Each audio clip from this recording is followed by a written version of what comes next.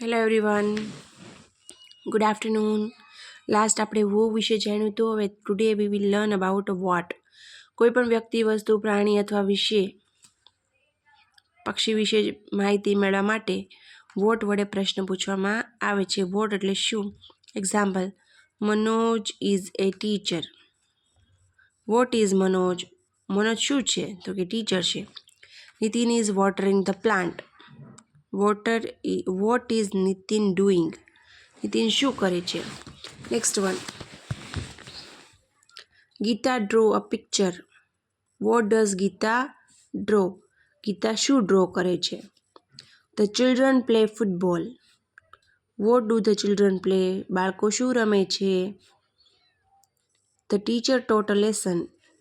Vote did the teacher teach? The girls sang a song. What did girls sing? તો આ બધા વોટથી પ્રશ્ન પૂછવાના હોય તે છે. સાદા વર્તમાન કાળમાં સિમ્પલ પ્રેઝન્ટ ટેન્સના પ્રશ્નના વાક્યમાં વોટ સાથે સહાયકાર ક્રિયાપદ તરીકે ડુ અથવા ડઝ આવે છે. ભૂતકાળ હોય તો તેમાં ડીડ આવે છે. જુઓ, અહીંયા સેંગ છે એટલે શું આવ્યું? ડીડ આવ્યું. સેંગ છે એ ભૂતકાળનું રૂપ છે. અહીંયા ટોટ છે એટલે ડીડ આવ્યું. અહીંયા શું છે? પ્લે છે એટલે ડુ આવ્યું. અહીંયા ડ્રોઝ છે એટલે ડઝ આવ્યું. Understand? So next one, wear.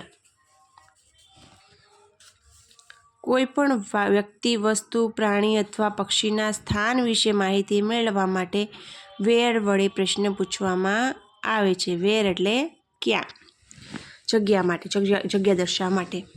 Examples: Mohanbhai is in the office. Where is Mohanbhai? The key is on the table. Where is the key? Gopal goes to school. Where does Gopal go? They walk in the garden. Where do they walk? Dev stood near the gate. Where did the Dev stand? તો આ બધા વેરથી પ્રશ્નો. The farmer went to the market. Where did the farmers go?